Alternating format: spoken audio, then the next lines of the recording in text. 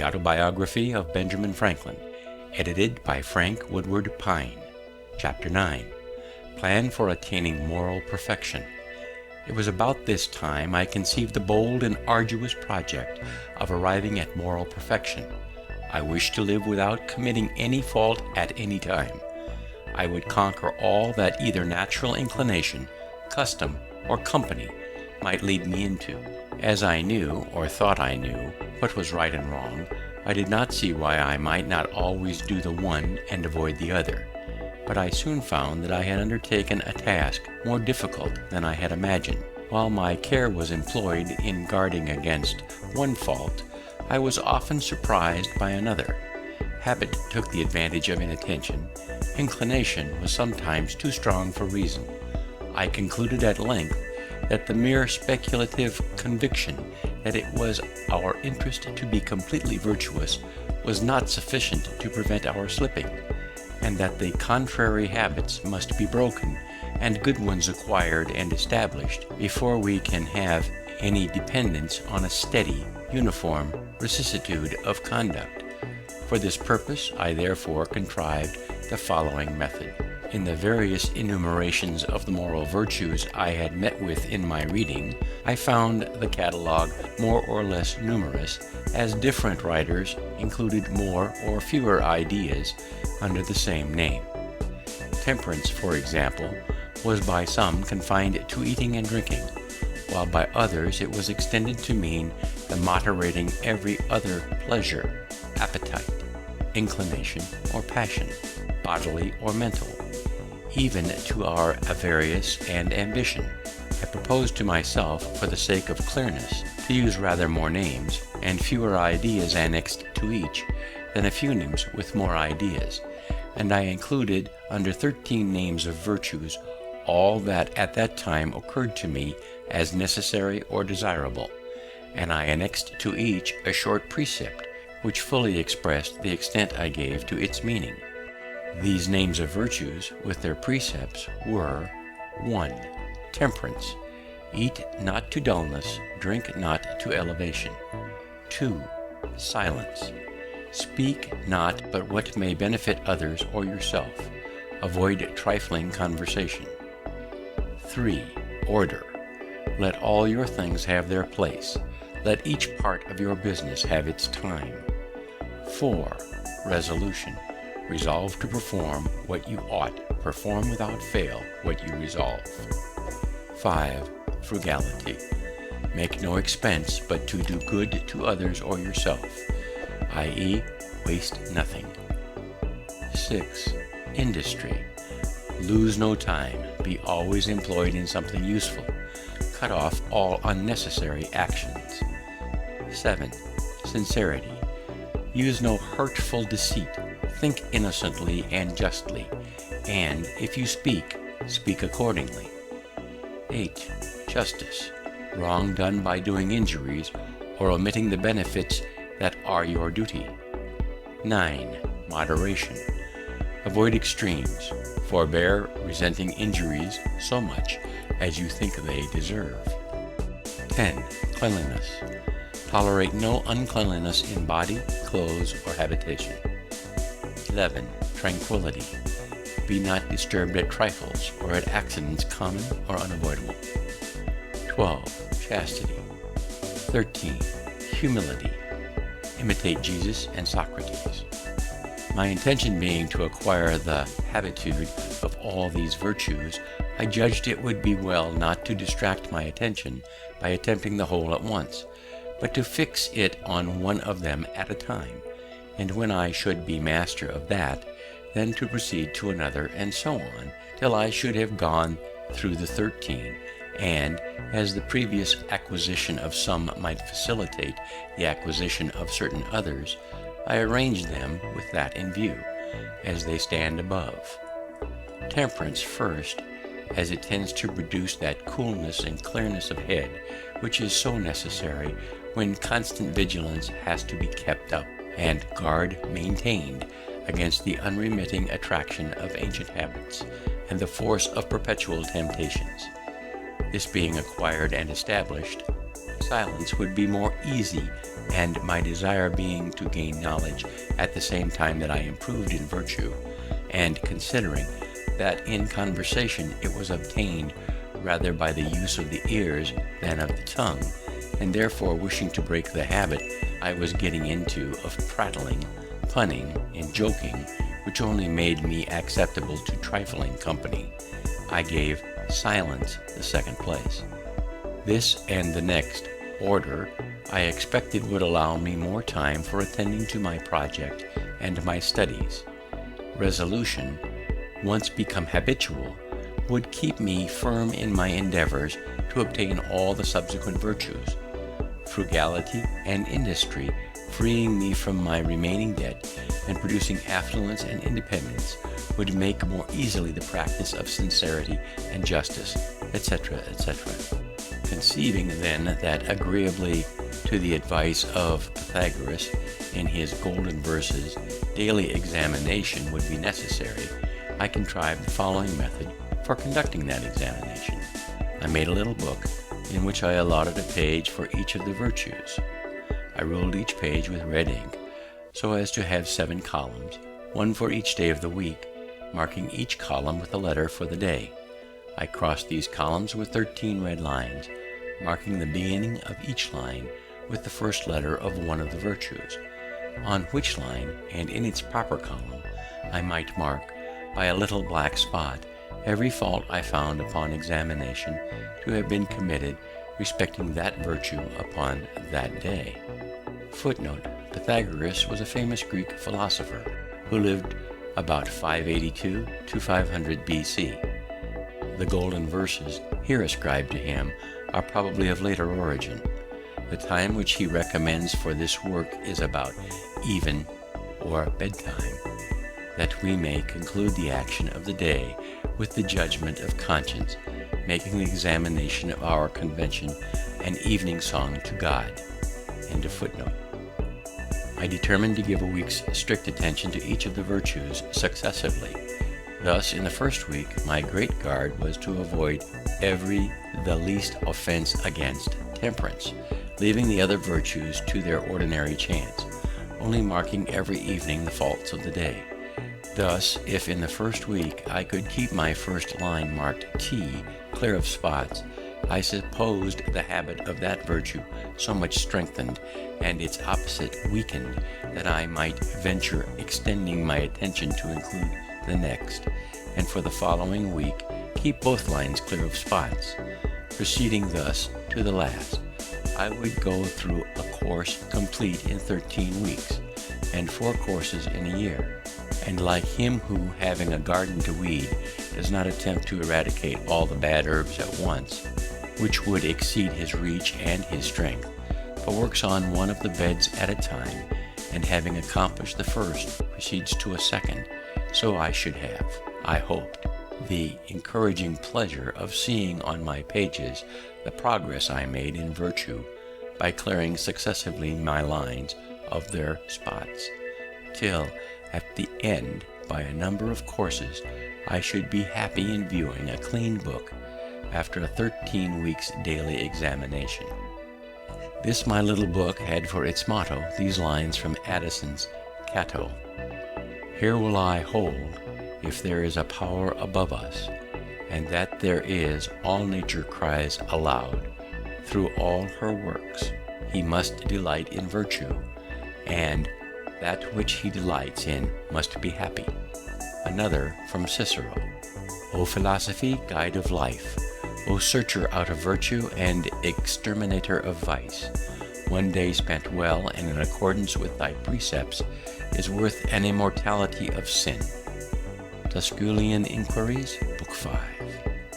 Another of the Proverbs of Solomon, speaking of wisdom or virtue: "Length of days is in her right hand, and in her left hand riches and honor. Her ways are ways of pleasantness, and all her paths are peace." And conceiving God to be the fountain of wisdom, I thought it right and necessary to solicit his assistance for obtaining it to this end. I formed the following little prayer, which was prefixed to my tables of examination for daily use: O powerful goodness, bountiful Father, merciful guide, increase in me that wisdom which discovers my truest interest. Strengthen my resolution to perform what that wisdom dictates. Accept my kind offices to thy other children as the only return in my power for thy continual favors to me. I used also sometimes a little prayer which I took from Thomson's poems, viz. Father of light and life, thou good supreme, O teach me what is good, teach me thyself. Save me from folly, vanity, and vice, from every low pursuit, and fill my soul with knowledge, conscious peace, and virtue pure, sacred, substantial, never fading bliss. The precept of order, requiring that every part of my business should have its allotted time, one page of my little book contained the following scheme employed for the 24 hours of a natural day. 5. Rise, wash, and address.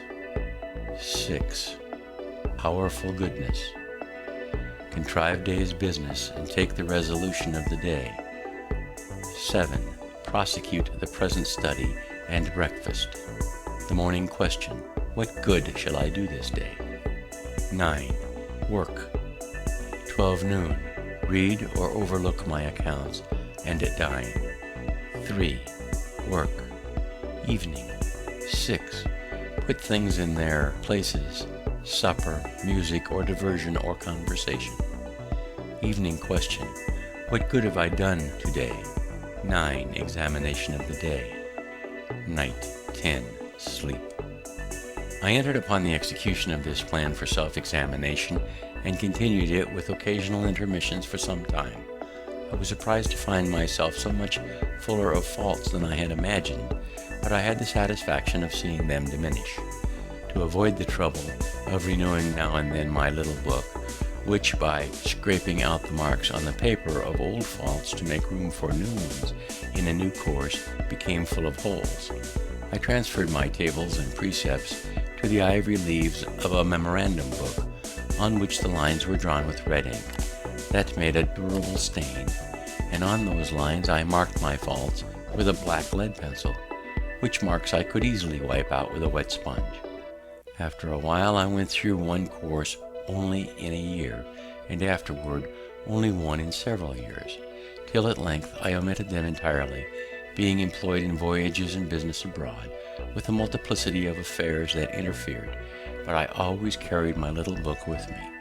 My scheme of order gave me the most trouble, and I found that, though it might be practicable where a man's business was such as to leave him the disposition of his time, that of a journeyman printer, for instance, it was not possible to be exactly observed by a master, who must mix with the world and often receive people of business at their own hour. Order, too, with regard to places for things, papers, etc., I found extremely difficult to acquire. I had not been early accustomed to it, and, having an exceeding good memory, I was not so sensible of the inconvenience attending want of method.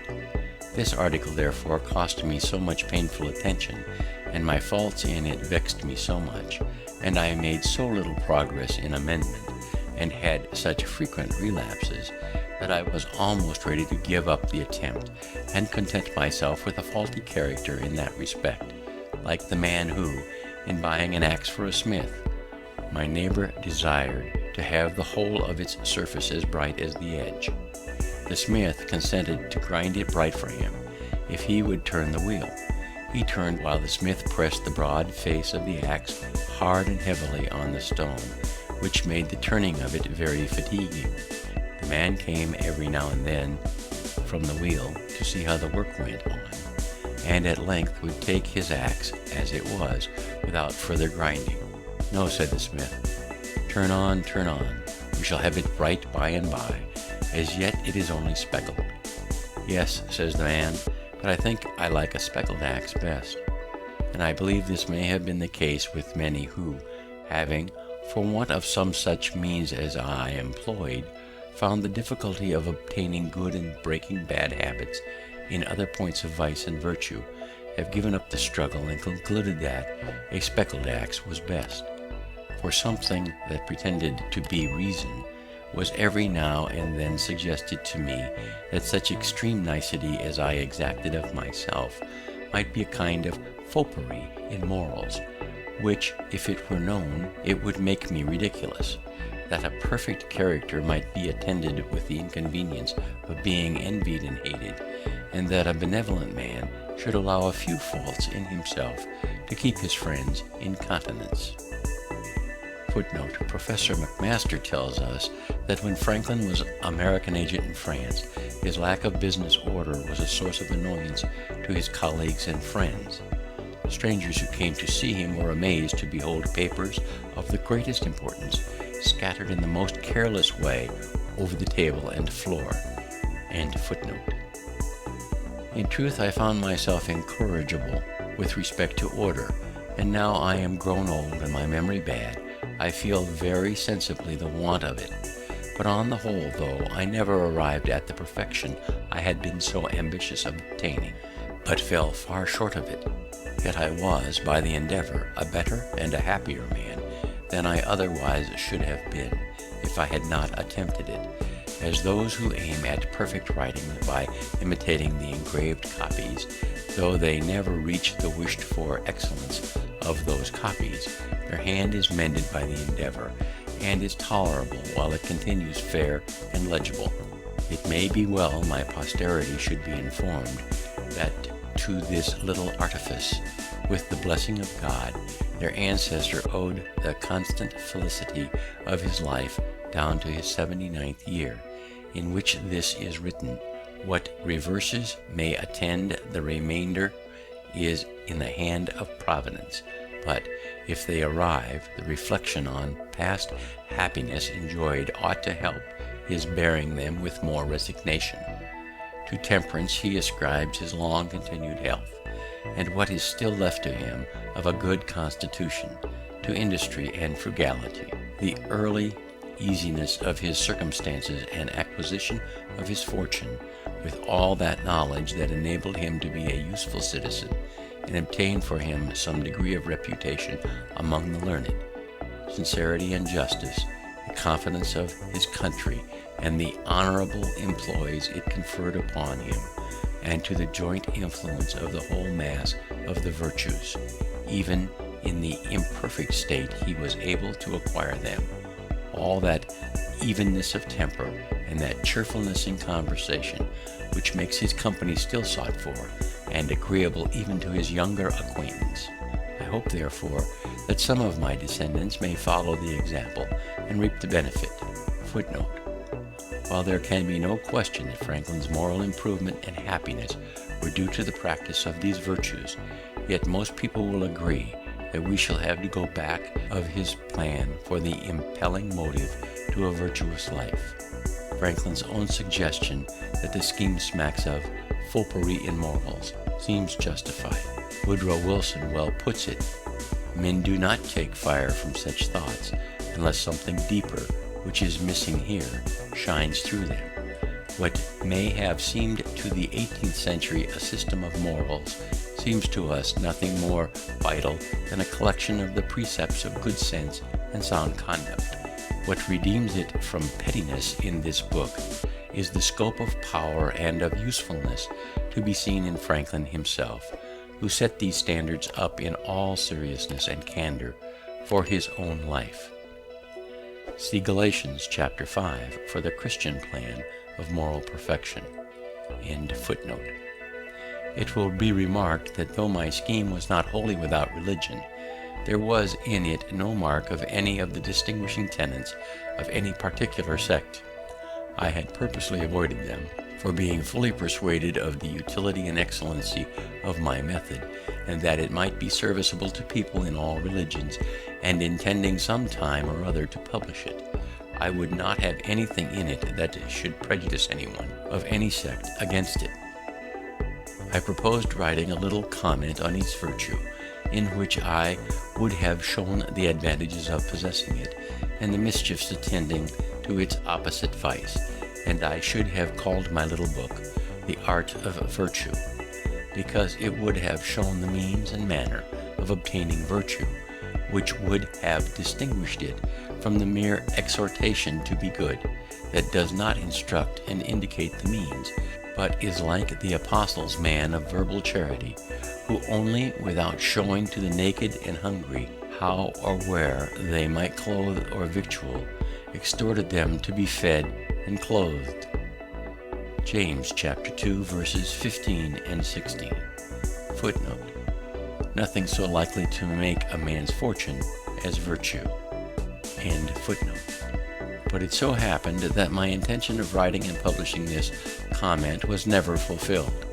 I did indeed from time to time put down short hints of the sentiments, reasonings, etc., to be made use of in it, some of which I have still by me, but the necessary close attention to private business in the earlier part of my life, and public business since, have occasioned my postponing it, for it being connected to my mind with a great and extensive project that required the whole man to execute, and which an unforeseen succession of employs prevented my attending to, it has hitherto remained unfinished. In this piece it was my design to explain and enforce this doctrine, that vicious actions are not hurtful because they are forbidden, but forbidden because they are hurtful. The nature of man alone considered that it was therefore everyone's interest to be virtuous, who wished to be happy, even in this world, and I should, from this circumstance, there being always in the world a number of rich merchants, nobility, states, and princes, who have need of honest instruments for the management of their affairs, and such being so rare, have endeavored to convince young persons that no qualities were so likely to make a poor man's fortune as those of probity and integrity. My list of virtues contained at first but 12, but a Quaker friend having kindly informed me that I was generally thought proud, that my pride showed itself frequently in conversation, that I was not content in being in the right when discussing any point, but was overbearing and rather insolent, of which he convinced me by mentioning several instances, I determined, endeavoring to cure myself, if I could, of this vice or folly among the rest, and I added humility to my list, giving an extensive meaning to the word. I cannot boast of much success in acquiring the reality of this virtue, but I had a good deal with regard to the appearance of it. I made it a rule to forbear all direct contradictions to the sentiments of others, and all positive assertion of my own.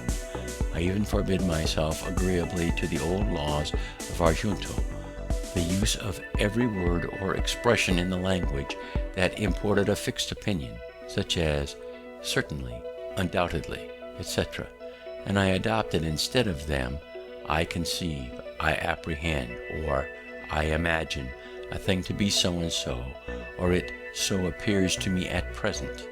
When another asserted something that I thought an error, I denied myself the pleasure of contradicting him abruptly, and of showing immediately some absurdity in his proposition, and in answering I began by observing that in certain cases or circumstances his opinion would be right, but in the present case there appeared or seemed to me some differences, etc. I soon found the advantage of this change in my manner.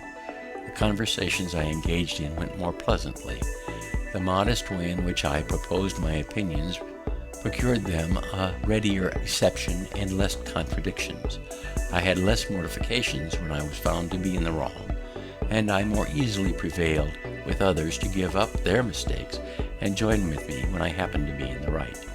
And this mode, which I am first put on with some violence to natural inclination, became at length so easy and so habitual to me that perhaps for these 50 years past no one has ever heard a dogmatical expression escape me. And to this habit, after my character of integrity, I think it principally owing that I had early so much weight with my fellow citizens when I proposed new institutions or alterations in the old, and so much influence in public councils when I became a member, for I was but a bad speaker, never eloquent, subject to much hesitation in my choice of words, hardly correct in language, and yet I generally carried my points. In reality, there is perhaps no one of our natural passions so hard to subdue as pride. Disguise it, struggle with it, beat it down, stifle it, mortify it as much as one pleases. It is still alive, and will every now and then peep out and show itself. You will see it perhaps often in this history, for even if I could conceive that I had completely overcome it, I should probably be proud of my humility. Thus far written at Passy, 1784.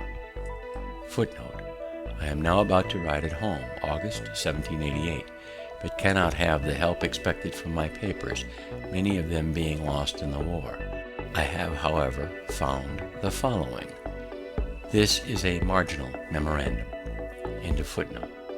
Having mentioned a great and extensive project which I had conceived, it seemed proper that some account should be here given of that project and its object. Its first rise in my mind appeared in the following little paper, accidentally preserved, viz. Observations on my reading history in library, May 19th, 1731. That the great affairs of the world, the wars, revolutions, etc., are carried on and effected by parties. That the view of these parties is their present general interest, or what they take to be such. That the different views of these different parties occasion all confusion. That while a party is carried on a general design, each man has his particular private interests in view. That as soon as a party has gained its general point, each member becomes intent upon his particular interest, which, thwarting others, breaks that party into divisions and occasions more confusion. That few in public affairs act from a mere view of good of their country, whatever they may pretend, and though their actions bring real good to their country, yet men primarily considered that their own and their country's interest was united, and did not act from a principle of benevolence. That few still, in public affairs, act with a view to the good of mankind. There seems to me at present to be great occasion for raising a united party for virtue, by forming the virtuous and good men of all nations into a regular body, to be governed by suitable good and wise rules, which good and wise men may probably be more unanimous in their obedience to than common people are to common laws. I at present think that whoever attempts this aright, and is well qualified, cannot fail of pleasing God, and of meeting with success. B.F. Revolving this project in my mind, as to be undertaken hereafter when my circumstances should afford me the necessary leisure, I put down from time to time on pieces of paper such thoughts as occurred to me respecting it.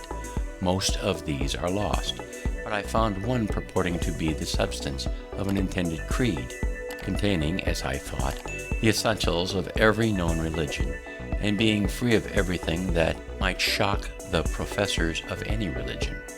I expressed in these words, viz. That there is one God who made all things, that he governs the world by his providence, that he ought to be worshipped by adoration, prayer, and thanksgiving, but that the most acceptable service of God is doing good to man, that the soul is immortal, and that God will certainly reward virtue and punish vice, either here or hereafter.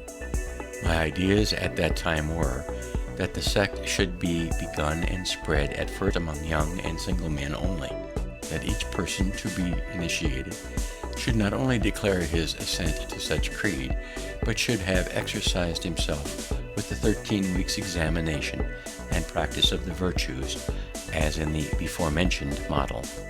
That the existence of such a society should be kept a secret till it was become considerable, to prevent solicitations for the admission of improper persons, but that the members should each of them search among his acquaintances for ingenious, well-disposed youths, to whom, with prudent caution, the scheme should be gradually communicated, that the members should engage to afford their advice, assistance, and support to each other, in promoting one another's interests, businesses, and advancement in life, that for distinction we should be called the Society of the Free and Easy, free as being by the general practice and habit of the virtues, free from the dominion of vice, and particularly by the practice of industry and frugality, free from debt, which exposes a man to confinement and a species of slavery to his creditors. This is as much as I can now recollect of the project, except that I communicated it in parts to two young men who adopted it with some enthusiasm, but my then narrow circumstances and the necessity I was under of sticking close to my business occasioned my postponing the further prosecution of it at that time, and my multifarious occupations, public and private, induced me to continue postponing, so that it has been omitted till I have no longer strength or activity left sufficient for such an enterprise, though I am still of opinion that it was a practicable scheme and might have been very useful by forming a great number of good citizens, and I was not discouraged by the seeming magnitude of the undertaking, as I have always thought that one man of tolerable abilities may work great changes and accomplish great affairs among mankind, if he first forms a good plan and, cutting off all amusements or other employments that would divert his attention, makes the execution of that same plan his sole study and business. End of chapter 9.